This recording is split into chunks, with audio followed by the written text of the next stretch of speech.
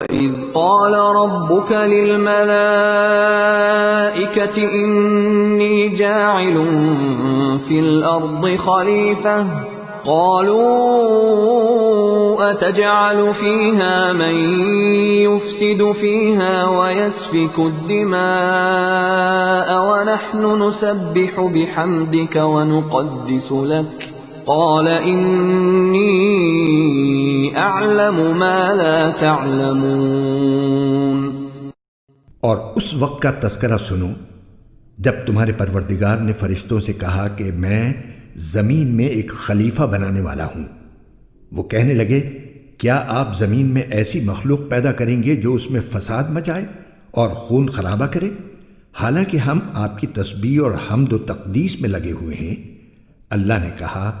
میں وہ باتیں جانتا ہوں جو تم نہیں جانتے۔ آیت 21 اور 22 میں صرف اللہ تعالیٰ کی عبادت واجب ہونے کی نہایت مختصر اور سادہ مگر مضبوط دلیل یہ دی گئی تھی کہ جس نے تمہیں پیدا کیا ہے وہی عبادت کا مستحق ہے۔ آیت 28 میں کافروں کے کفر پر تعجب کا اظہار بھی اسی بنا پر کیا گیا تھا۔ اب انسان کی پیدائش کا پورا واقعہ بیان کر کے اس دلیل کو مزید پختہ کیا جا رہا ہے۔ آیت میں خلیفہ سے مراد انسان ہے اور اس کے خلیفہ ہونے کا مطلب یہ ہے کہ وہ زمین میں اللہ تعالیٰ کے احکام پر خود بھی عمل کرے اور اپنی طاقت کے مطابق دوسروں سے بھی کروانے کی کوشش کرے۔ فرشتوں کے سوال کا منشا خدا نخواستہ کوئی اعتراض کرنا نہیں تھا، بلکہ وہ حیرت کر رہے تھے کہ ایک ایسی مخلوق کو پیدا کرنے میں کیا حکمت ہے جو نیکی کے ساتھ بدی کی صلاحیت بھی رکھتی ہوگی، جس کے نتیجے میں زمین پر فساد پھیلنے کا امکان ہوگا۔ مفسرین نے یہ بھی بیان کیا ہے کہ انسان سے پہلے زمین پر جنات پیدا کیے گئے تھے اور انہوں نے آپس میں لڑ کر ایک دوسرے کو ختم کر ڈالا تھا۔ فرشتوں نے سوچا کہ شاید انسان کا انجام بھی ایسا ہی ہو۔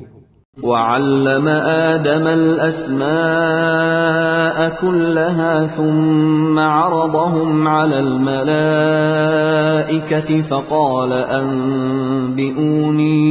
فقال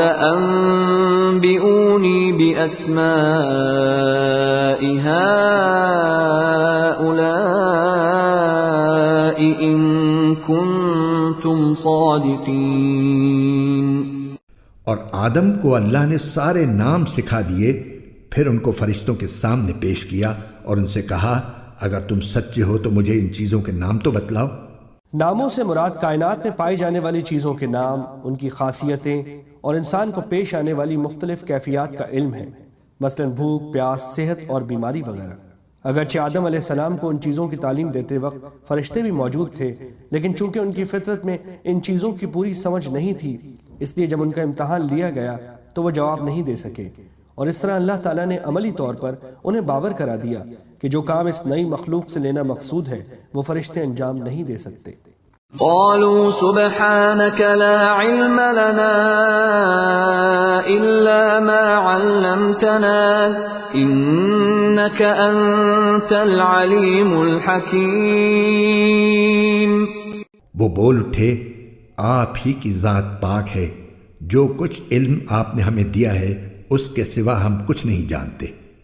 حقیقت میں علم و حکمت کے مالک تو صرف آپ ہیں۔ بظاہر ان الفاظ سے یہ معلوم ہوتا ہے کہ نام صرف حضرت آدم علیہ السلام کو سکھائے گئے تھے اور فرشتے اس تعلیم میں شریک نہیں تھے۔ اس صورت میں ان سے ان ناموں کے بارے میں پوچھنا یہ جتانے کے لیے تھا کہ تم میں وہ صلاحیت نہیں رکھی گئی جو آدم علیہ السلام کی تخلیق سے مقصود ہے۔ دوسرا احتمال یہ بھی ہے کہ آدم علیہ السلام کو سکھاتے وقت فرشتے موجود تو تھے، لیکن چونکہ ان میں ان باتوں کو سمجھنے یا یاد رکھنے کی صلاحیت نہیں تھی، اس لیے وہ امتحان کے وقت جواب نہ دے سکے۔ اس صورت میں ان کے جواب کا حاصل یہ ہوگا کہ ہمیں وہی علم حاصل ہو سکتا ہے جو آپ ہمیں دینا چاہیں اور اس کی صلاحیت ہمارے اندر پیدا کر دیں۔ قال يا آدم أنبئهم بأسمائهم فلما أنبأهم بأسمائهم قال ألم أقل لكم إني أعلم غيب السماوات والأرض وأعلم ما تبدون وما كنتم تكتمون۔ اللہ نے کہا آدم تم ان کو ان چیزوں کے نام بتا دو۔ چنانچہ جب اس نے ان کے نام ان کو بتا دیے تو اللہ نے فرشتوں سے کہا کیا میں نے تم سے نہیں کہا تھا کہ میں آسمانوں اور زمین کے بھید جانتا ہوں، اور جو کچھ تم ظاہر کرتے ہو اور جو کچھ تم چھپاتے ہو مجھے اس سب کا علم ہے۔ وَإِذْ قُلْنَا لِلْمَلَائِكَةِ اسْجُدُوا لِآدَمَ فَسَجَدُوا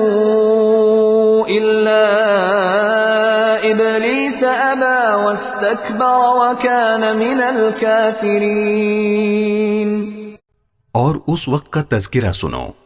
جب ہم نے فرشتوں سے کہا کہ آدم کو سجدہ کرو، چنانچہ سب نے سجدہ کیا سوائے ابلیس کے کہ اس نے انکار کیا اور متکبرانہ رویہ اختیار کیا اور کافروں میں شامل ہو گیا۔ فرشتوں کے سامنے آدم علیہ السلام کی عظمت کا عملی مظاہرہ اور ان کے امتحان لینے کے لیے انہیں آدم علیہ السلام کو سجدہ کرنے کا حکم دیا گیا۔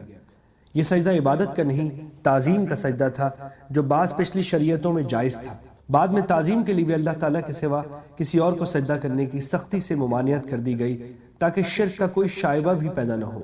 یہ سجدہ کروانا اس بات کا بھی مظاہرہ تھا کہ فرشتوں کو اس بات کی تلقین کی جا رہی ہے کہ کائنات میں جو چیزیں ان کے اختیار میں دی گئی ہیں وہ انسان کے لیے مسخر کر دی جائیں تاکہ یہ دیکھا جائے کہ وہ ان کو صحیح استعمال کرتا ہے یا غلط۔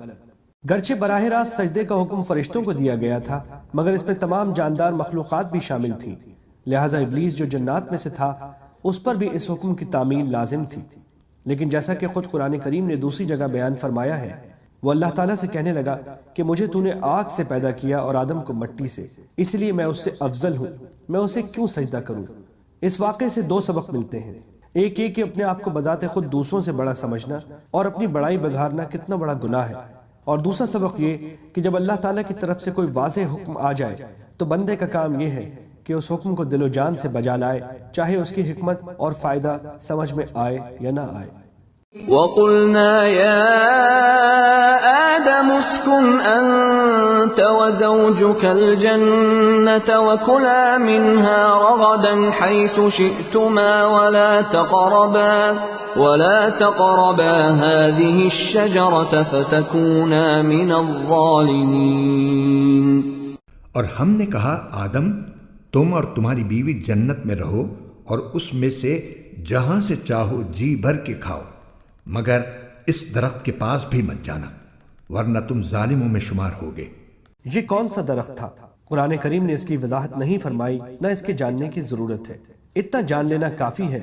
کہ جنت کے درختوں میں ایک درخت ایسا تھا جس کا پھل کھانے سے انہیں روک دیا گیا تھا۔ بعض روایت میں ہے کہ یہ گندم کا درخت تھا، بعض میں انگور کا ذکر ہے، مگر کوئی روایت ایسی نہیں جس پر پورا بھروسہ کیا جا سکے۔ فَأَزَلَّهُمَا الشَّيْطَانُ عَنْهَا فَأَخْرَجَهُمَا مِمَّا كَانَا فِيهِ وَقُلْنَا اهْبِطُوا بَعْضُكُمْ لِبَعْضٍ عَدُوٌّ وَلَكُمْ فِي الْأَرْضِ مُسْتَقَرٌّ وَمَتَاعٌ إِلَى حِينٍ۔ پھر ہوا یہ کہ شیطان نے ان دونوں کو وہاں سے ڈگمگا دیا اور جس عیش میں وہ تھے اس سے انہیں نکال کر رہا، اور ہم نے آدم، ان کی بیوی اور ابلیس سے کہا اب تم سب یہاں سے اتر جاؤ، تم ایک دوسرے کے دشمن ہوگے اور تمہارے لیے ایک مدت تک زمین میں ٹھہرنا اور کسی قدر فائدہ اٹھانا طے کر دیا گیا ہے۔ یعنی شیطان نے انہیں بہکا کر اس درخت کا پھل کھانے پر آمادہ کر دیا اور بہانہ یہ بنایا کہ یوں تو یہ درخت بڑا مفید ہے کیونکہ اس کو کھانے سے ابدی زندگی حاصل ہو جاتی ہے، لیکن شروع میں آپ کو اس لیے منع کیا گیا تھا کہ آپ کی جسمانی کیفیت اس کو برداشت نہ کر سکتی تھی۔ اب چونکہ آپ جنت کے ماحول کے عادی ہو گئے ہیں اور آپ کے قوا مضبوط ہو چکے ہیں، اس لیے اب وہ ممانعت باقی نہیں رہی۔ اس واقعے کی مزید تفصیل کے لیے دیکھیے سورہ اعراف اور سورہ طہ۔ مطلب یہ ہے کہ اس واقعے کے نتیجے میں آدم علیہ السلام اور ان کی اہلیہ کو جنت سے اور شیطانوں کو آسمانوں سے نیچے زمین پر اترنے کا حکم دے دیا گیا۔ ساتھ ہی یہ بھی بتا دیا گیا کہ انسان اور شیطان کے درمیان رہتی دنیا تک دشمنی قائم رہے گی اور زمین کا یہ قیام ایک معین مدت تک ہوگا جس میں کچھ دنیاوی فائدے اٹھانے کے بعد سب کو بالآخر اللہ تعالیٰ کے پاس دوبارہ پیش ہونا ہوگا۔ فَتَلَقَّى آدَمُ مِن رَّبِّهِ كَلِمَاتٍ فَتَابَ عَلَيْهِ إِنَّهُ هُوَ التَّوَّابُ الرَّحِيمُ۔ پھر آدم نے اپنے پروردگار سے توبہ کے کچھ الفاظ سیکھ لیے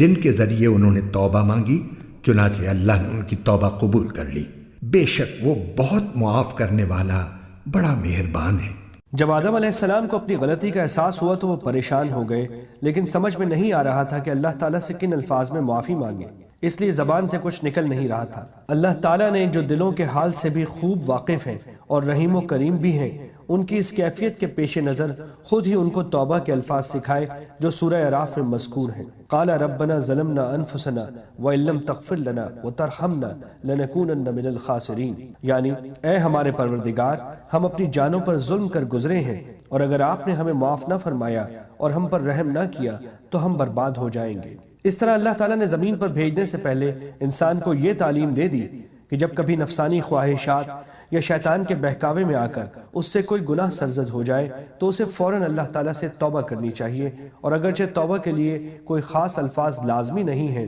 بلکہ وہ ہر جملہ جس میں اپنے کیے پر ندامت اور آئندہ گناہ نہ کرنے کا ارادہ شامل ہو، اس کے ذریعے توبہ ممکن ہے۔ لیکن چونکہ یہ الفاظ خود اللہ تعالیٰ کے سکھائے ہوئے ہیں، اس لیے ان الفاظ میں توبہ کرنے سے قبولیت کی زیادہ امید ہے۔ یہاں یہ بات بھی سمجھنے کی ہے کہ جیسا پیچھے آیت 30 سے واضح ہوتا ہے، اللہ تعالیٰ نے شروع ہی سے آدم علیہ السلام کو زمین پر اپنا نائب بنا کر بھیجنے کے لیے پیدا فرمایا تھا، لیکن زمین پر بھیجنے سے پہلے انہیں جنت میں رکھنے اور اس کے بعد کے واقعات کا تکوینی مقصد بظاہر یہ تھا کہ ایک طرف حضرت آدم علیہ السلام جنت کی نعمتوں کا خود تجربہ کر کے دیکھ لیں کہ ان کی اصل منزل کیا ہے،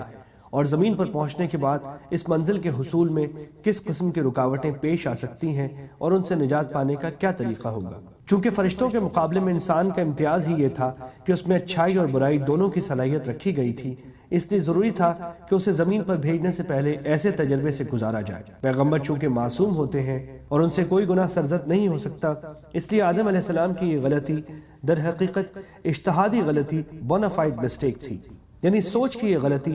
کہ اللہ تعالیٰ کے حکم شیطان کے بہکانے سے خاص وقت تک محدود سمجھ لیا، ورنہ اللہ تعالیٰ کی کھلی نافرمانی کا ہرگز ان سے تصور نہیں کیا جا سکتا۔ تاہم چونکہ یہ قصور بھی ایک پیغمبر کے شایان شان نہ تھا، اس لیے اسے بعض آیات میں گناہ یا حکم عدولی سے تعبیر کیا گیا ہے اور اس پر توبہ کی تلقین فرمائی گئی ہے۔ ساتھ ہی زیر نظر آیت میں بھی یہ واضح کر دیا گیا کہ اللہ تعالیٰ نے ان کی توبہ قبول فرما لی، اور اس طرح اس عیسائی عقیدے کی تردید فرما دی گئی کہ جس کا کہنا یہ ہے کہ آدم علیہ السلام کا یہ گناہ ہمیشہ کے لیے انسان کی سرش میں داخل ہو گیا تھا، جس کے نتیجے میں ہر بچہ ماں کے پیٹ سے گناہ گار پیدا ہوتا ہے، اور اس مشکل کے حل کے لیے اللہ تعالیٰ کو اپنا بیٹا دنیا میں بھیج کر اسے قربان کرنا پڑا تاکہ وہ ساری دنیا کے لیے کفارہ بن سکے۔ قرآن کریم نے 2 ٹوک الفاظ میں اعلان فرما دیا کہ اللہ تعالیٰ نے ان کی توبہ قبول فرما لی تھی، اس لیے نہ وہ گناہ باقی رہا تھا نہ اس کے اولاد آدم کی طرف منتقل ہونے کا کوئی سوال ہے، کیونکہ اللہ تعالیٰ کے قانون عدل میں ایک شخص کے گناہ کا بوجھ دوسرے کے سر پر نہیں ڈالا جاتا۔ قُلْنَا اهْبِطُوا مِنْهَا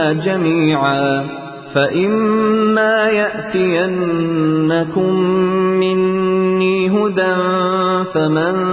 تَبِعَ هُدَايَ فَلَا خَوْفٌ عَلَيْهِمْ وَلَا هُمْ يَحْزَنُونَ۔ ہم نے کہا اب تم سب یہاں سے اتر جاؤ، پھر اگر میری طرف سے کوئی ہدایت تمہیں پہنچے تو جو لوگ میری ہدایت کی پیروی کریں گے ان کو نہ کوئی خوف ہوگا اور نہ وہ کسی غم میں مبتلا ہوں گے۔ والذین کفروا وکذبوا بآیاتنا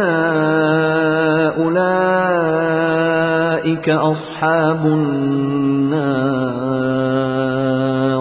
هم فیہا خالدون۔